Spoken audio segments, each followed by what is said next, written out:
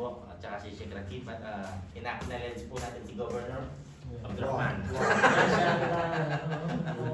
Hindi ko mo rin eh. Special con mo yung con. Ah, Bro sa yung...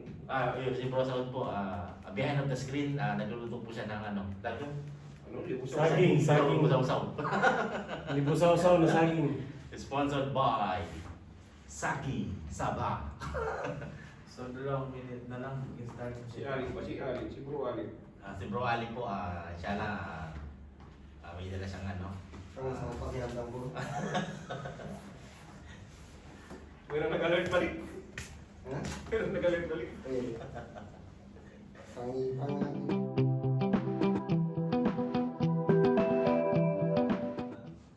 Oo, gamit. Good choice na siya, matawag na tao. Ilok kami kuhan ni si Uwad pag mukandin mo masyo. Musa nga rin. Humililo ito ang tawag. Ayan yung lain eh. Ano sih? Bismillah sih. Bismillahirrahmanirrahim. Alhamdulillahi rabbil alamin. Wassalatu wassalamu ala asyrafil anbiya wal mursalin nabiyina Muhammadin wa ala alihi wa sahbihi ajmain. Amma ba'd. Assalamualaikum warahmatullahi ta'ala wabarakatuh. Credit for sa ulong. Credit for Saud, kay Bro Saud. So ang kwento po natin ngayon ay si Abdullah Maktum. Ang sabak po natin ngayon araw. Ha? Kumpas yan, kumpas. Mari na sa na. Production pala. Kita na Pero rin. nag-up niya. Ito yan kuya. Oo. Kuya Z, mute mo yung isa. I-mute ko man din. Pwede na yung control? Bismillah. Ang kwento ni Abdullah Maktum ay isa sa mga napakagandang kwento ng isang sahaba kasamahan ng Propeta Muhammad sallallahu alaihi wasallam na puno ng aral tungkol sa pananampalataya, paggalang at pagkapantay-pantay. Sino nga ba si Abdullah ibn Maktum? Si Abdullah ibn Maktum ay isang bulag na sahaba ng Muhammad Rasulullah sallallahu alaihi wasallam. Siya ay kabilang sa mga unang taong tumanggap ng Islam sa Makkah. Kahit siya ay bulag, napakalakas ng kanyang pananampalataya at pagnanais na matuto tungkol sa Quran. At siya din ay pinsan ni Khadijah, asawa ni Propeta Muhammad sallallahu alaihi wasallam. Wait lang. Kalma lang guys.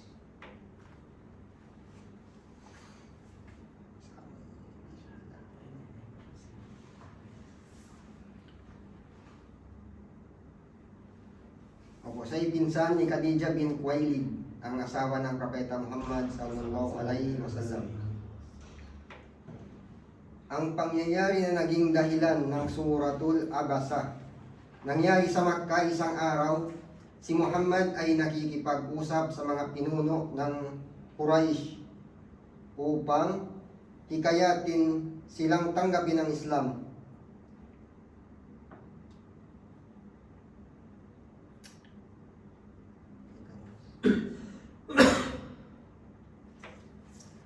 Isang araw, si Muhammad ay nakikipag-usap sa mga pinuno ng Quraysh upang hikayatin silang tanggapin ang Islam. Mahalaga ito dahil kung ang mga leader ay maniniwala, maaaring sumunod ang mga tao. Layunin ng ng Rasulullah sallallahu alaihi wasallam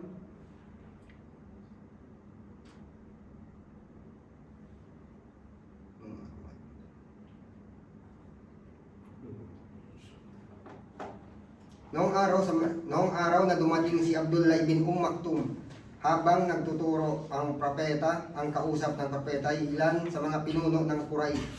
Isa sa mga kilalang leader, kausap niya noon ay sina Al-Walid ibn al-Mughira. At kasama rin ng mga madalas kausap ganitong pagkakataon si Abu Jahal. So, kinakausap ng Rasulullah yung leader ng Quraysh upang, kasi malaga yung para sa kanila, yung goal ng Muhammad doon ay magdadawa sa mga leader ng Quraysh, kasi isang successful na yun para kay Rasulullah yung may kayat niya sa Islam yung mga leader ng Quraysh. Habang kausap niya ang mga leader, dumating si Abdullah ibn Maktum. Habang kinakausap ng Rasulullah yung mga leader ng Quraysh, dumating si Abdullah ibn Maktum. Hindi niya alam na may mahalagang usapan na nangyari dahil siya ay bulag. So lumapit si Abdullah kay Rasulullah sallallahu alaihi wasallam at lumapit siya at sinabi, "O sugo ng Allah, turuan mo ako ng mga itinuro sa iyo ng Allah." So parang gusto ni Abdullah na maturuan siya ng propeta Muhammad sallallahu alaihi wasallam ng Quran o itinuro ng Allah sa kanya. Paulit-ulit niyang itong tinanong ang propeta dahil gusto niyang matuto ng Quran. So kinulit niya ang propeta, parang kinukulit niya na gusto talaga niya matuto. Paulit-ulit niya sinabi na, "O sugo ng Allah, turuan mo ako ng mga itinuro sa iyo ng Allah." Sa sandaling iyon, medyo nainis ang propeta dahil sa abala siyang makikipag-usap sa mga leader ng Quraysh. Kaya mas malaga yung yung pakikiusap, mas malaga yung yung pakikiusap ng Rasulullah sallallahu alaihi wasallam sa mga leader ng Quraysh kaysa yung kay Abdullah na yun.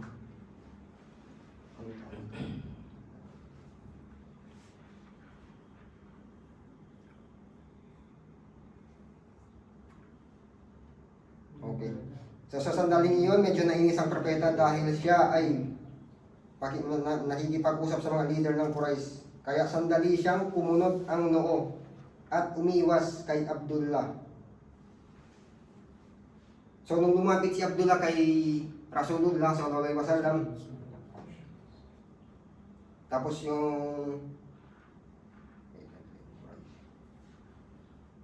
lumapit si Abdullah sa Rasulullah, yung ginulit niya upang paturo ng surah or matuto ng Quran. Kaso si yung Rasulullah sallallahu alaihi wasallam busy sa dadawa sa mga leader ng Quraysh. Kaya mas malaga yung pagdadawa niya sa mga leader ng Quraysh. Kaya yung Rasulullah sallallahu alaihi wasallam parang nainis at kumunot ang noo at umiwas kay Abdullah. Parang So tapos ilang sandali bumaba ang wahi ng Allah subhanahu wa ta'ala, ang pagbaba ng wahi or revelation. Pagkatapos nito, ipinayag ng Allah ang Quran na kilala bilang Suratul Abasa. So banggitin natin ang unang talata na ay sinabi, Abasa wa Bismillahirrahmanirrahim. Abasa wa tawalla an ja'ahul a'ma. Siya ay kumunot ang ibig sabihin, Abasa wa tawalla, siya ay kumunot ang noo at tumalikod. An ja'ahul a'ma, dahil may lumapit na bulag. So isipin nyo, yung pagbaba ng wahi, ng revelation ay yung paglapit ni yung pagtalikod ng Rasulullah SAW kay Abdullah. Ito ay pagpaalala mula kay Allah sa propeta na huwag malitin ang isang tao na naghahanap ng kaalaman tungkol sa Islam, kahit na siya ay mahirap o may kapansanan.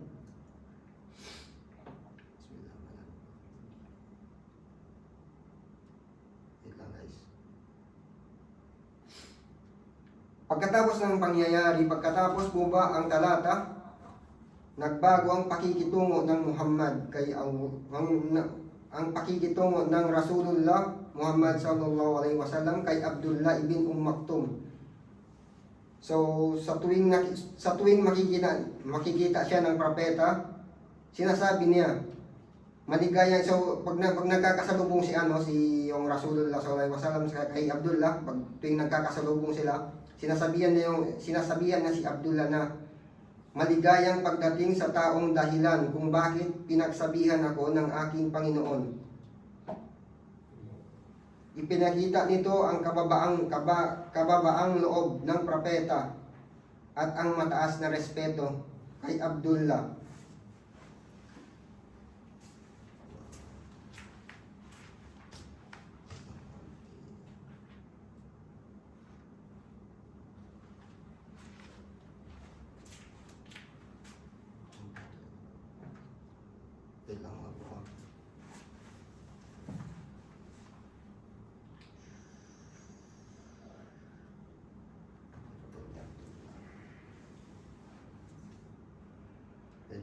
Wait lang. Take time. Ito dito.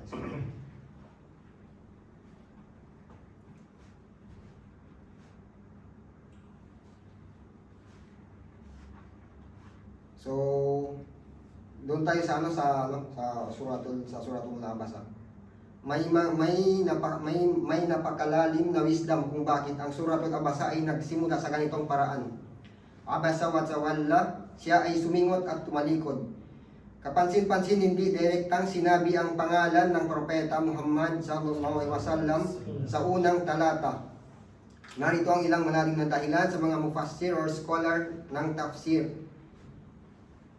para mapangalagaan ang dangal ng propeta. Parang hindi dineretso sinabi, "O ikaw Muhammad ay sumimangot." Parang hindi siya ganun. So, pag ganun, magiging direktang pagsaway ito sa propeta. Ngunit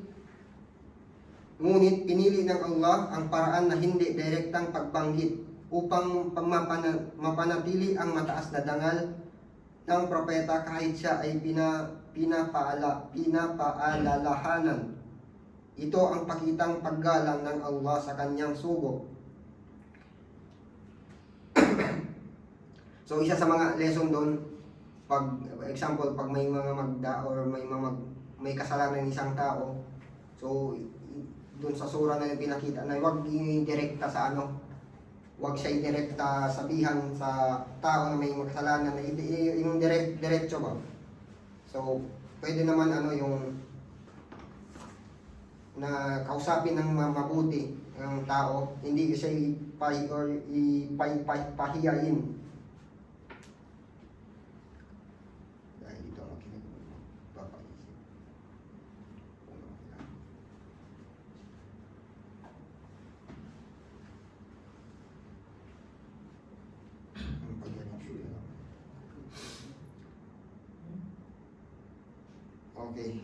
Okay, si Abdullah ibn Maktum.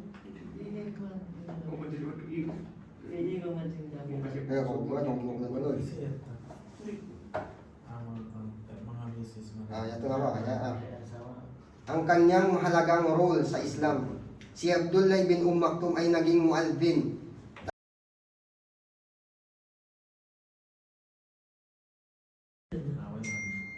Eliminated na.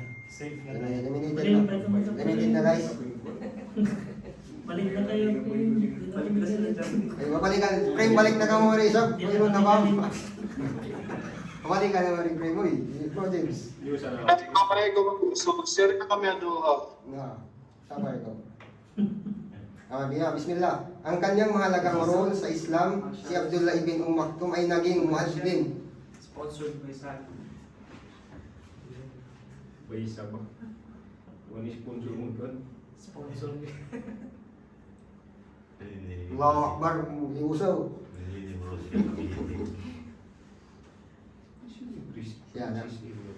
Si Abdullah ibn Maktum ay naging muadzin, tagatawag ng adhan sa Madina. Isa siya sa mga muadzin ng Madina kasama si Bilal ibn Rabah. Siya ay madalas mag-adhan para sa Fajar. Si Bilal ang tumatawag ng unang adhan sa madaling araw At si Abdullah ibn Maktum ang tumatawag ng ikalawang adhan kapag oras na ng Fajar. So isa din siya sa pinagkakitiwalaang mamumuno sa Madina. Kapag umaalis ang Rasulullah Muhammad sallallahu alaihi wasallam para sa mga expedition o paglalakbay, minsan si Abdullah ang iniiwan bilang tagapamahala sa Madina. So ipinapakita nito ang pagiging bulag ay hindi hadlang sa pamumuno.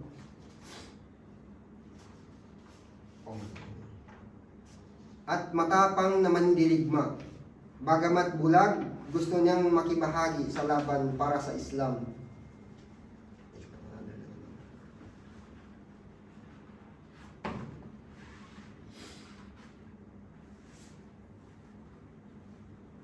Sa battle, okay dito, matapang na mandirigma. Bagamat bulag, gusto niyang makikibahagi sa laban para sa Islam. Sa Battle of Al-Qadisiyah, dala niya ang bandila ng mga Muslim.